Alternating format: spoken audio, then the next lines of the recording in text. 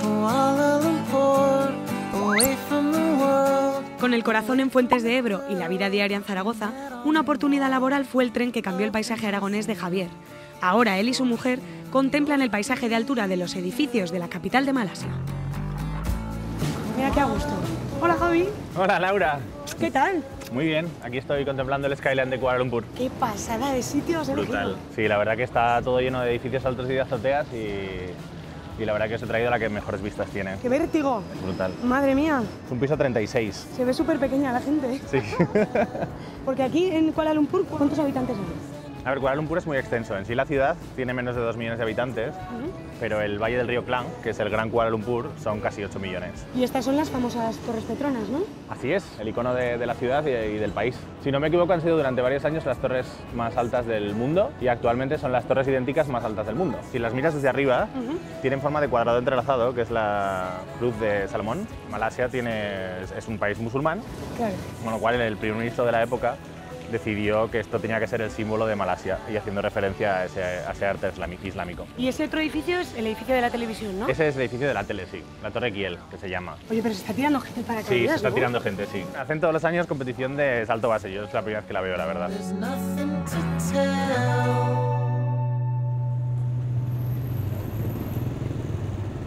Voy a ver a un sitio que agárrate, ¿estás preparada? Estoy notando un olor que me está dando pistas que no... Es un sitio muy local, es el mercado de Chao Kit. Es uno de los mercados, bueno, el más grande de Kuala Lumpur y creo que es uno de los más grandes de Malasia. Está en un barrio predominantemente musulmán y principalmente la clientela son malayos musulmanes. ¿Hay pollos amarillos? Sí, pollos de corral. Ayam. Ayam se llaman. How many pieces have you sold of the chicken? This one piece today 19 piece. One piece, how many kilos? I check this one, right? Okay. Coge el pollo, lo mete ahí...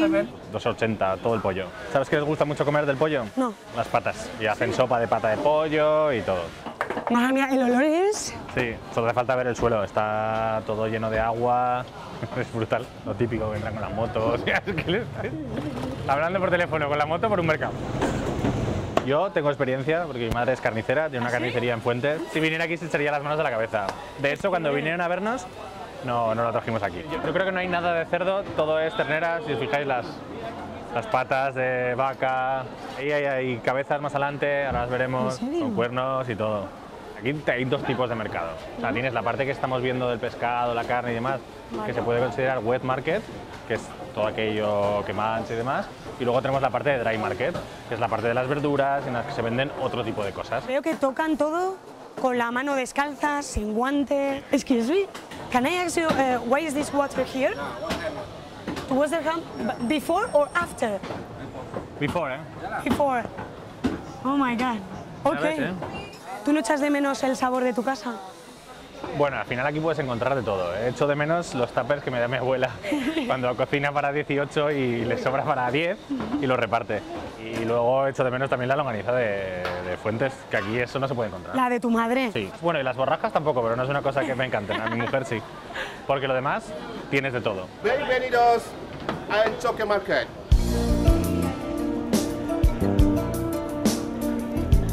Good afternoon, ladies and gentlemen. Hi there. How are you doing, everybody? Welcome to Rex Expo right here at the Market, and our friends are from Spain.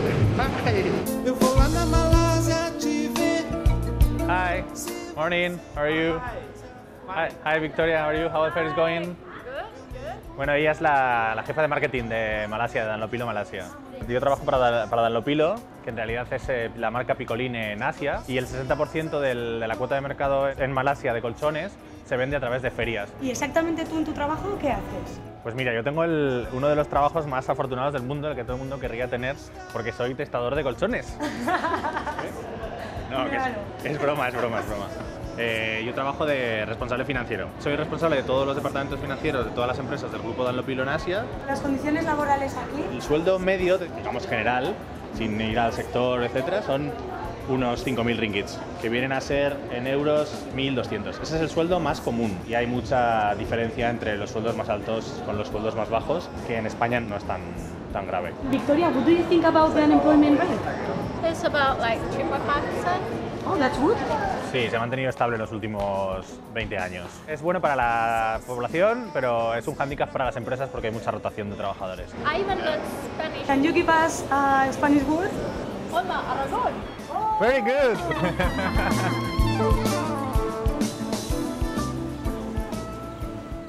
¿Qué tal?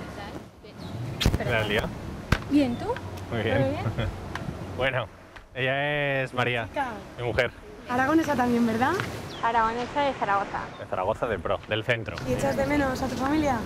Sí, hombre, echo muchísimo de menos a mis padres y mis hermanos, por supuesto, pero pues mis sobrinos, mis primos, es duro al Por etapas. principio y es muy distinto a lo que conocíamos, pero la verdad que ahora estamos muy encantados.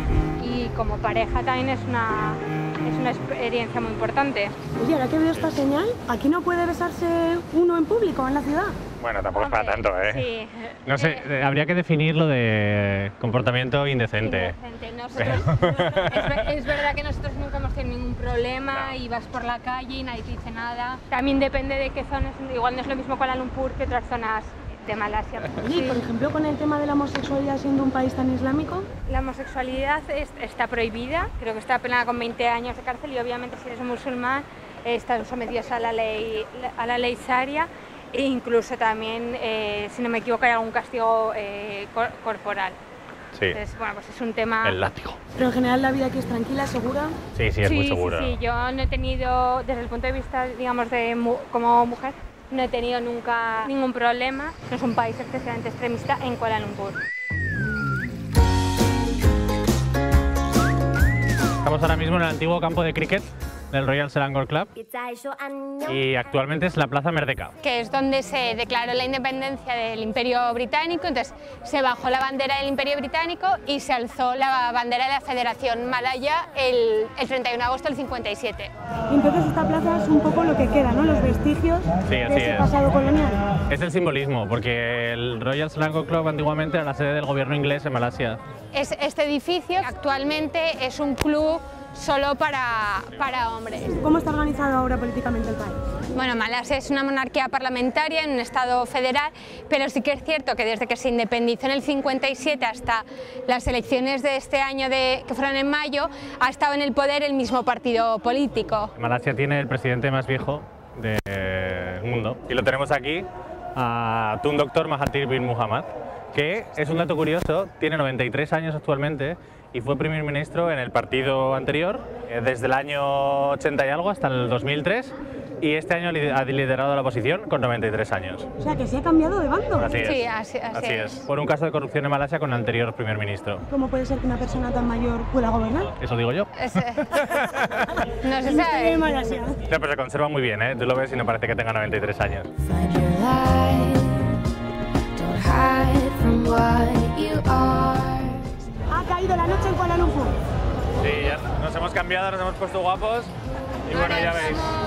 En la principal calle de bares de aquí de Kuala. Yo lo llamo el paseo marítimo de Kuala Lumpur. Sí, mucha gente, mucha gente. Esto es Asia. ¿Qué tal? ¿Qué tal, tío? Aquí tenemos a Rosa y a Jorge. Son de Madrid. Madrid.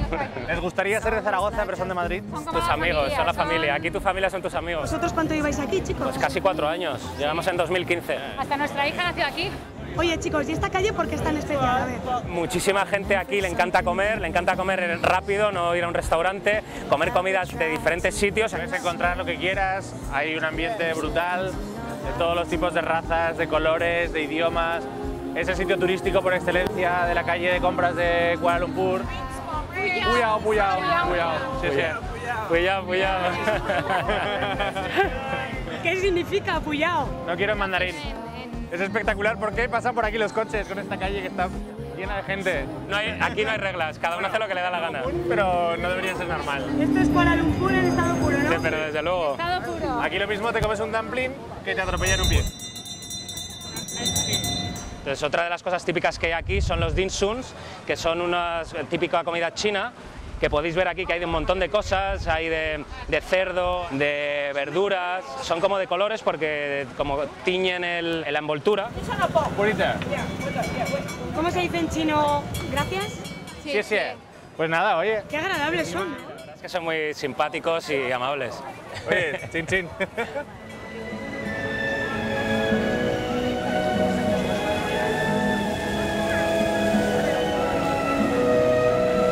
Pero qué sitio tan bonito, ¿no? Vaya pedazo de sitio, Esto es Marini 57, es un rooftop que, bueno, pues después de cenar en un sitio como Yalanalor siempre quieres algo un poco más especial. Ahora está muy de moda los rooftops y la gente suele venir a este tipo de sitios. Espectaculares en esta ciudad. No creo que haya muchos sitios en los que puedas estar a 30 metros de las Torres Petronas en un piso 57. Cuando las iluminan por la noche parecen que están hechas de diamantes, es que la luz es brutal. El edificio este le llaman la tercera Petronas. ¿Sabéis un dato curioso de las Petronas? Originalmente no iban a estar localizadas donde ahora están y es porque el terreno es muy fangoso y la cimentación no aguantaba y acabaron moviéndolo como 200 o 300 metros de donde estaba planeado inicialmente. Pues oye chicos, yo creo que es un sitio perfecto para cerrar el día de hoy. Bueno, oye, por seguir disfrutando de esta experiencia y seguir con las vistas. Un beso. ¡Nos vemos! ¡Adiós!